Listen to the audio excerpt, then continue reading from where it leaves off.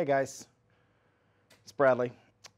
Just wanted to give you guys a quick update and say sorry for the radio silence. We, in getting the logistics handled, realized that the original logistics company that had been contracted a long time ago and had been deposited funds with for the Hudify product during the campaign process was just trying to rape us, frankly. They were trying to gouge us from a cost standpoint.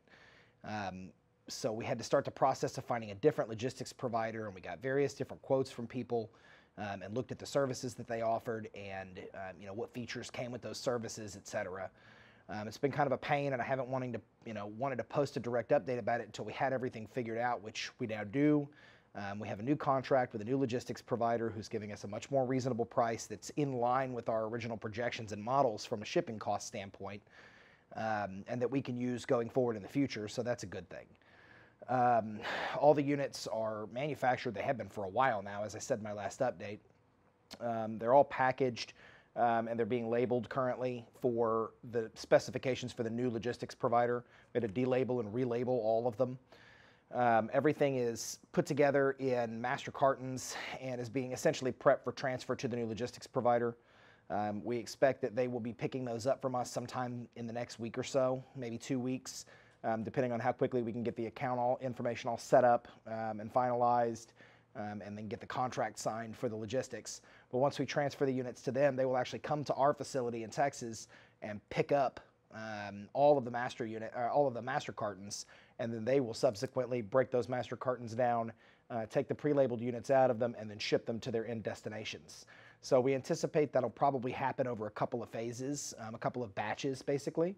And I'll have an update for you guys once we transfer these to the new logistics provider, and I'll have some photos and stuff of them going on the truck and all that once that happens, and give you a little bit more details in terms of where you are and when you should expect to receive your unit.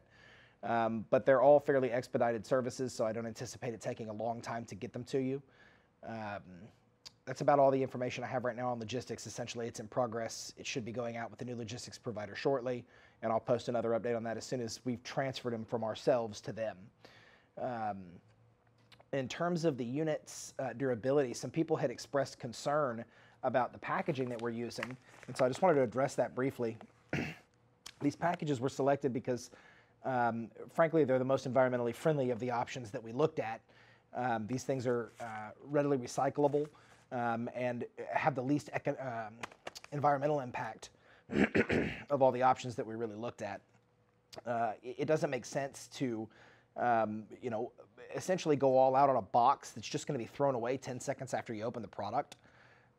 This isn't retail, this is direct drop shipping, and frankly, the box would end up going in one of these. So not only would we have one of these, we would then subsequently have a box inside as well, which is just a waste.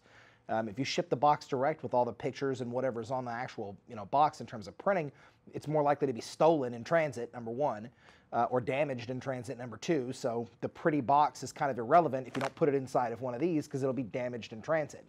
And so we elected to just go ahead and use these. And from the beginning, we had designed the units to be extremely durable in the shipping process. The way that they fold and package is such that it supports itself within the packaging. We've drop tested and crush tested these things 60 to 80 pounds and above with other boxes and with hard objects and cartons and crates. We've pretty extensively dropped and crush tested this thing.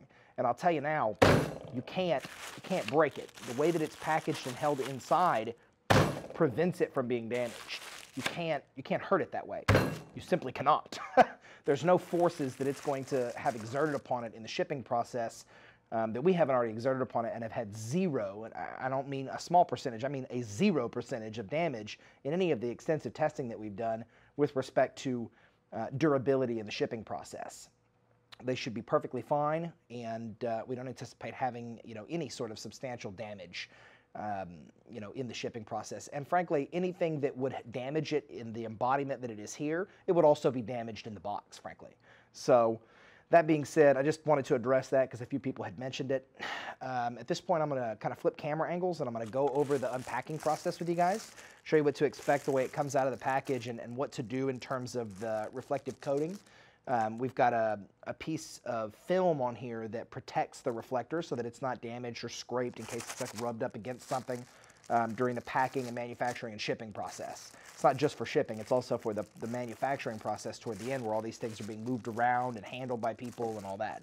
We want you to get it nice and clean and scuff-free and all that. So I'm going to show you how to remove the protective film and just kind of what to expect when you open it up. So let me flip the camera around and we'll take a look.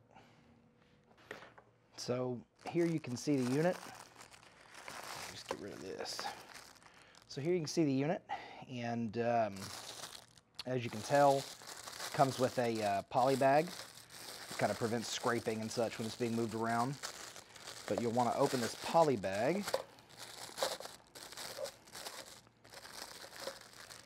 And inside you will find the main body of the unit and your magnetic rubber, which also has been wrapped to prevent it from getting dirty. Obviously on the bottom of this is your adhesive, so if you're not going to use the adhesive, you can leave the backing on it, or you can peel that adhesive when you're ready to clean the dash with isopropyl alcohol or something similar to take any of the oils off. But you can just set your magnet kind of aside there, and you can see on the unit here that you have the main body, and it kind of folds around its axis there. And what you want to do is use a pencil or a pen or just anything with a point on it, and you can see there's a little nubbin in there. It's actually a plastic rivet. You see on the back it's kind of rounded, and on this side it kind of comes to a point. And all you want to do is just push that out of there. It's really easy to do. Like I said, a pencil or a pen or anything like that. You just push it down, and once you push it down, you can pull it out the other side. It'll pull right out of that hole. Okay, so once you do that, push that little guy out of there, and I'm sure that there will be somebody who goes, well, why does that even need to be there? What is that for? Why didn't you just permanently attach it? And the answer to that is pretty simple. You don't really want this thing to be permanently attached, mostly because if you do that, and this gets damaged or scraped up or something, which it probably will over time, you shove it in the glove box, you put it in your bag, whatever, this part's going to need to be replaced eventually. It's going to be all scuffed up. And so we designed it. There goes my phone ringing, of course, right? Silence that. Obviously, this will allow you to replace it very easily, but it's also secured on there permanently, so you know that that's not going to be a problem for you. So basically, once it's off, you know that the blue side is the top, okay? So keep that in mind. And what you want to do is just peel this protective coating off of here. Peel it from here. And then peel the other side the exact same way. You see there's a film that comes off. It's nice and shiny and clean. Then you just slide it right back into its mounting hole. And you can do the same thing you did in reverse, basically. You just put this guy down in there, line your holes up. That helps if you do it properly, huh? From the bottom, line up your holes, drop your plastic rivet down through. Same thing for the other one. Plastic rivet goes in the hole. Plastic rivet drops down inside. The pin drops down inside. And when you do that, it positively locks it in place.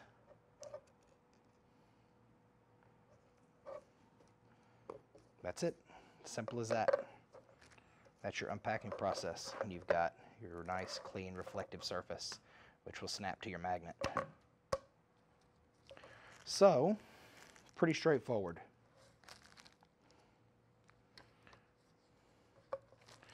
Yeah, tried to keep it nice and simple for you guys.